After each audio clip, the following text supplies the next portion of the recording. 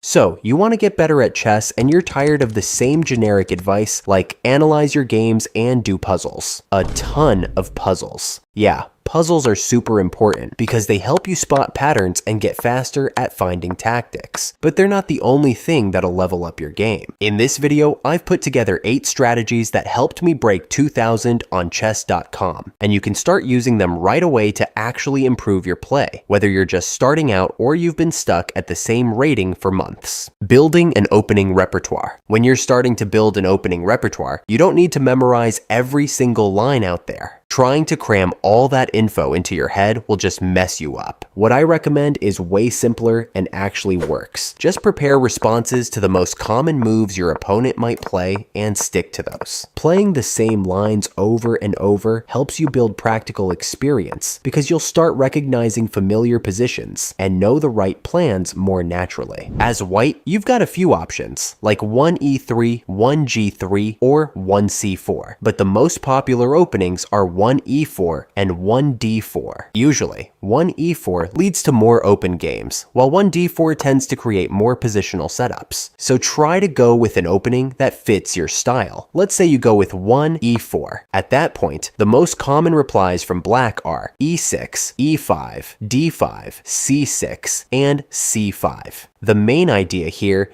is that you should already have a go-to plan for each of those defenses. If your opponent plays e5, you could go into an Italian game. If they play d5, maybe switch to an exchange variation, and so on. If they play something weird or a line you haven't studied, no problem. Just keep developing your pieces and controlling the center. You don't need to memorize 20 theoretical moves to survive the opening. All you really need to understand is the logic behind those moves, which can be summarized in 3 main points. Control the center, develop all pieces, starting with light ones, and castle within the first 10 moves. Just following those 3 simple rules can get you into solid positions against most players. Now let's talk about what not to do in the opening. Don't move the same piece multiple times. Don't push too many pawns, don't take the queen out too early, and don't make pointless moves. Always ask yourself what your opponent is threatening. One of the most common mistakes is only focusing on your own moves without thinking about what your opponent is trying to do. After every move your opponent makes, you should always ask yourself, what is the purpose of this move? Maybe they're setting up a pawn break, or maybe there's a tactical threat coming. If you can figure out their plan, you'll be way better prepared to deal with it and avoid nasty surprises.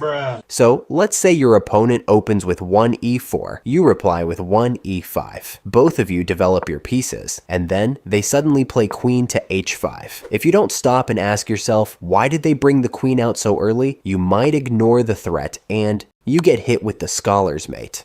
And obviously, you don't want that. Don't trade your bishop for a knight without a good reason. In chess, every piece is given a standard value. Both a pair of knights and a pair of bishops are usually valued at 6 points, but it really depends on the position. In very closed positions, knights can be more effective because they can hop over pieces and create threats in tight spaces. That said, a lot of grandmasters agree that compared to a pair of knights or a mixed pair, having both bishops is basically like having an extra point. That's because bishops control more squares from a distance, and especially in the middle game, when the center starts to open up, they become a powerful weapon. So avoid trading off your bishop early in the game. Do it only if you're taking out a really strong piece sitting on a key square, if the position is super closed, or if the trade gives you an immediate tactical advantage. Master clock timing. Ever lost a winning position because you ran out of time? We all have. In chess, even the most brilliant idea is worthless if you don't have the time to play it. Whether you're in bullet, blitz, or rapid, bad clock management turns winning positions into heartbreaking losses. So how do you fix it? Start by not overthinking the obvious. Play your openings quickly. If you've studied your lines, trust them. Utilize opponent's turn to think about your strategy, and save the deep calculation for the middle game. Learn the coordinates. Every square on a chessboard has a specific coordinate. The files are labeled A through H, and the ranks go from 1 to 8. Pretty simple, right? But the vast majority of players underestimate how important it is to fully internalize this system. The goal is to recognize recognize squares instantly. Knowing that this square is c5 and that one is f4 is crucial because it boosts your spatial vision. Spatial vision is what helps you keep track of where all the pieces are and visualize potential threats. How many times have you lost a piece just because you forgot about the bishop sitting in the corner?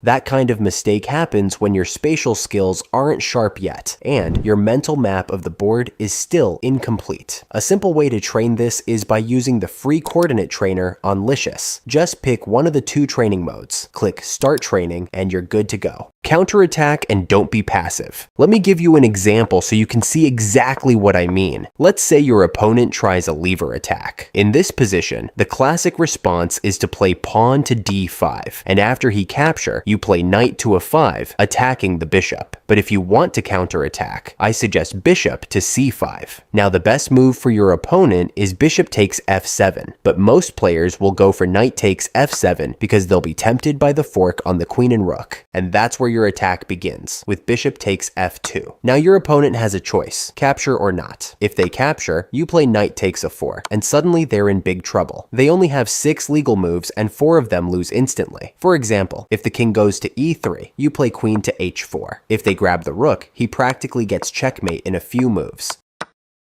So after knight takes e4, the best move for white is king to g1. But even then, you go queen to g4, threatening mate. After pawn to g3, you take with the knight. When they recapture, you go queen takes g3, and now their only move is king to f1. From here, the plan is simple. Pin the knight to the king, push pawn to g5, then bishop to c3 check. And just like that, the dynamic has flipped. You're the one taking the initiative and going after their king. In chess, no one wins by just defending. To win, you have to force your opponent to make mistakes, and the best way to do that is by attacking. That doesn't mean throwing all your pieces forward with zero regard for defense, but being able to recognize the right moment to take the initiative and punish every inaccurate move of the opponent. Going back to the earlier position, even if white decides not to capture your bishop, you can play queen to d7, and now white has to be super careful because you're threatening to trap their queen and win the game. Use the elimination method to calculate.